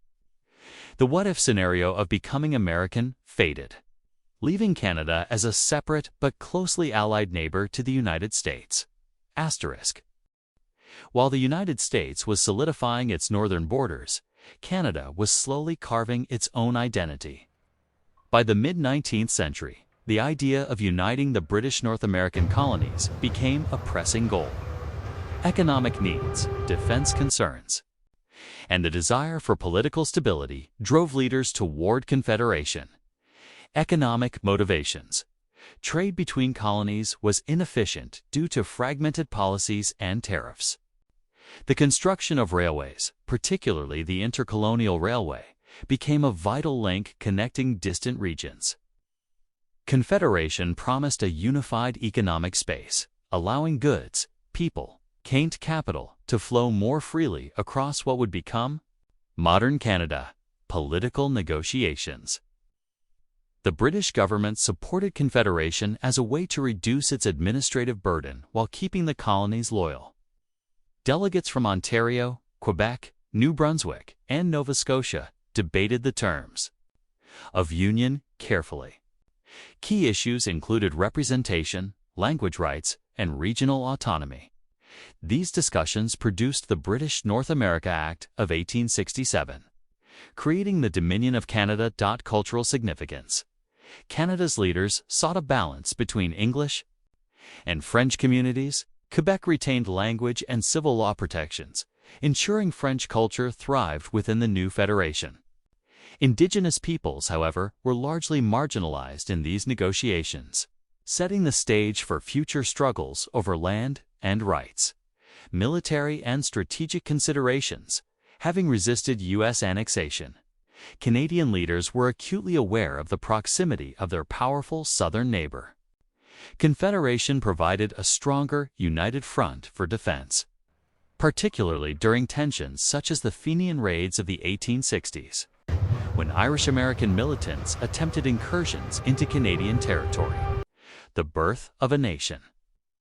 On July 1, 1867, Canada officially became a dominion, uniting for provinces under a federal government while remaining part of the British Empire. This marked the beginning of a nation that had resisted absorption into the United States and was forging its own political, economic, and cultural path. The Confederation set a precedent for the peaceful expansion and addition of new provinces, eventually leading to the Canada we know today. Canada's journey demonstrates how historical decisions resisting annexation, negotiating autonomy, and uniting under Confederation shaped a distinct national identity. The what-if scenario of becoming American faded, leaving Canada as a separate but closely allied neighbor to the United States. Asterisk. Speculating on what might have happened if Canada had joined the United States opens a fascinating window into history. The merger would have reshaped the continent's political, economic, and cultural landscape. Political implications. If Canada had become part of the U.S., Congress would have had to accommodate a massive influx of new states. The balance of free and slave states in the 19th century would have been affected, potentially altering the trajectory of the Civil War. Canadian regions might have entered as multiple states at once, introducing new voting blocks, policies, and political tensions. Economic effects. The addition of Canada's vast natural resources, including timber, fur, and later, minerals and oil would have dramatically expanded the U.S. economy. Railroads, ports, and industrial centers in Canada could have accelerated American industrialization. However, integrating two distinct economies might also have created friction, as Canada's economic systems were built differently and relied heavily on trade with Britain. Cultural and social change. Canada's bilingual and multicultural society would have added complexity to American cultural identity. French-speaking populations in Quebec and Indigenous communities might have faced pressures to assimilate. Yet, the American democratic framework could have allowed for regional autonomy, much like it did in other states. International consequences. British-American relations would have been strained, as Britain lost its remaining stronghold in North America. The U.S. would have inherited Canada's defense responsibilities and border disputes, which could have escalated tensions with other global powers. Conversely, the combined military and economic strength might have elevated the U.S. as a dominant global force even earlier in history. While alternate history is speculative, it underscores how delicate and contingent Canada's path to independence was. Small decisions, individual leaders, and national sentiment ensured that Canada remained its own nation. Choice that shaped the identity and politics of the entire continent. Asterisk. History often teaches through what might have been. Canada's near union with the United States highlights the importance of national identity and the choices that define a nation. The value of independence for Canadians. Maintaining independence meant preserving distinct laws, cultures, and traditions. Decisions such as resisting U.S. annexation and forming a confederation in 1867 allowed Canada to shape its own path. The political structures that emerged from parliamentary democracy to federalism reflected Canadian priorities and allowed the country to navigate its unique challenges. The role of leadership. Historical figures on both sides influenced outcomes. American leaders occasionally eyed Canada as a strategic extension, while Canadian leaders negotiated and resisted pressures to maintain sovereignty. The balance between diplomacy and self-determination demonstrates how leadership can steer the fate of nations. Cultural identity. Canada's survival. As an independent nation allowed for the flourishing of cultural diversity, French-English bilingualism, indigenous rights movements, and regional identities continued to develop in ways that may have been compromised under U.S. governance. The near merger underscores how delicate cultural identity can be during geopolitical shifts. Lessons for today. The story reminds modern audiences that borders and nations are not inevitable. They are shaped by human choices, negotiation, and sometimes sheer luck. Understanding this history encourages reflection on current international relations, nationalism, and the preservation of cultural identity. Ultimately, the lesson is that sovereignty is precious, and even a powerful neighbor like the United States could not absorb Canada without consent, diplomacy, and careful historical circumstances. Today, Canada and the United States share one of the world's longest and most peaceful borders. The near merger of the 19th century is a distant what-if, yet its legacy influences diplomatic, economic, and cultural ties, trade and economy. The Canada-U.S. relationship is deeply intertwined through trade agreements like USMCA. While historical annexation never occurred, both nations benefit from mutual cooperation. Industries from energy to technology thrive on cross-border collaboration, illustrating how proximity can be leveraged for prosperity without political absorption. Cultural exchange. Despite remaining separate nations, Canadian and American cultures influence each other. Media, sports, and educational exchanges create shared experiences, while each country maintains distinct identities. Historical reunion reminds citizens of the choices that preserve cultural uniqueness. Diplomatic relations. Modern diplomacy between the two nations emphasizes respect, partnership, and negotiation. The hypothetical annexation scenarios serve as a lesson in how diplomacy, rather than force, shapes lasting relationships. Both countries navigate global challenges together, from security to climate change, proving that independence need not mean isolation. Reflection. The story of Canada almost becoming part of America invites reflection on identity, sovereignty, and the fragile nature of history. It reminds us that nations are shaped not just by geography, but by the decisions, leaders, and peoples who define them. In this light, Canada's independence is not merely a historical fact, it's a testament to the enduring value of self-determination and the power of choices in shaping the future of entire continents. History often invites what-if scenarios. Imagining Canada as part of the United States offers a striking contrast to the nation we know today. Had Canada joined the U.S., the continent's political, cultural, and economic landscape would have shifted dramatically. Provinces could have become states, with bilingualism and regional identities possibly diminished. Policies, governance, and international relations would have followed an American trajectory, perhaps at the cost of Canada's distinct legal and social traditions. This scenario underscores the importance of sovereignty, national identity, and historical contingency. The decisions of leaders, the influence of geography, and the outcomes of wars and treaties all converge to create the nation as it exists today. Understanding these dynamics enriches our comprehension of history and the factors that shape nations. While the annexation never occurred, the history serves as a reminder of the delicate balance between power, diplomacy, and culture. Canada's continued independence has allowed it to develop a unique voice on the global stage, one shaped by compromise, diversity, and resilience.